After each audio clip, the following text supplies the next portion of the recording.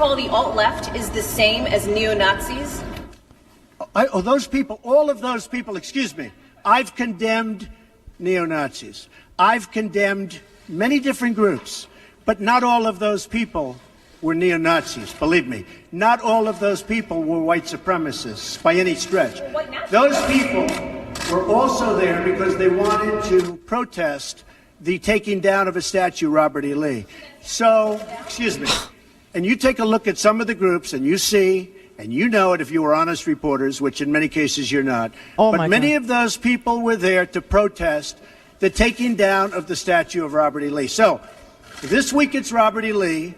I noticed that Stonewall Jackson's coming down. I wonder, is it George Washington next week? And is it Thomas Jefferson the week after? You know, you really do have to ask yourself, where does it stop? But they were there to protest, excuse me, you take a look the night before, they were there to protest the taking down of the statue of Robert E. Lee, with torches and Nazi flags and Confederate flags and, Vanguard symbols on their shields, open carrying. Yeah, they were there to protest the statue. You know what? I need to get the Republican view of this. We reached out today to Rick Wilson, who was, he's a Republican media strategist and an opinion writer, and you've seen him all over the television, and he's a never Trump guy. I understand, but he is a Republican media strategist. Rick, thank you for coming on. Thank you for being here today. Minister. And so the craziness of Trump is so extraordinary and so constant.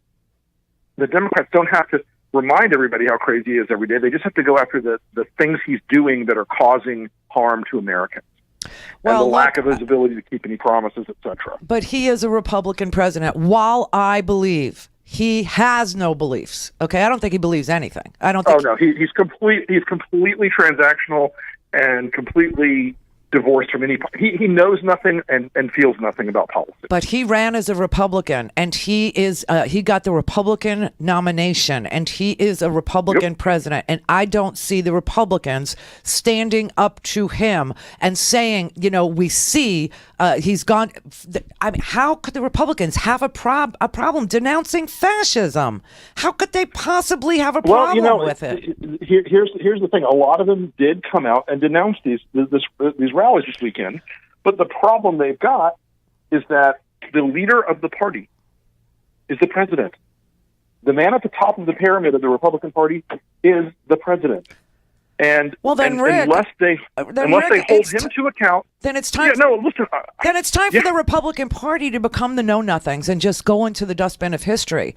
And I'll agree that maybe the Democrats need to be the Whigs and go into the dustbin of history. And we need to regroup. And what would be great is if you, who are a devout Republican, and me, who is a devout, I'm not a Democrat anymore. I'm a independent liberal. I'm a progressive, because I want to get into the 21st century more than life itself. But your party wants to go into the 19th century. They weren't even too fascinated with the 20th. They want the 19th. They love the 19th. Well, as I like to joke, there are people around Donald Trump who want to take us back to the 50s.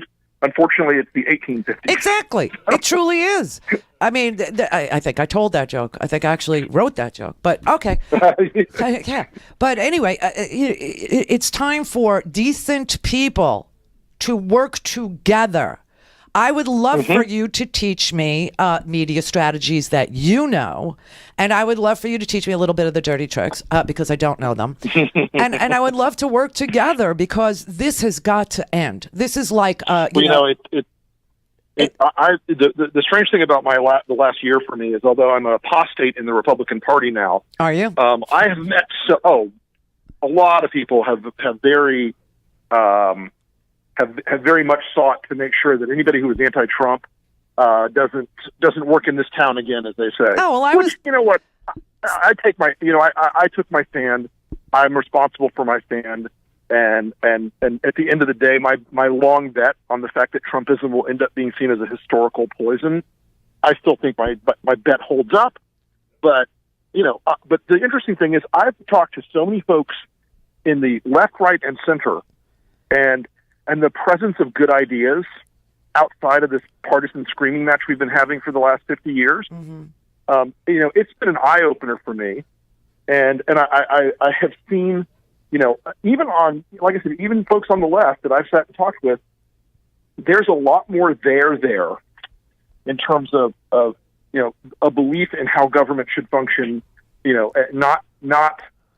I don't think the distances are as stark as these people who want to try to describe this as this apocalyptic, fascists versus communist war.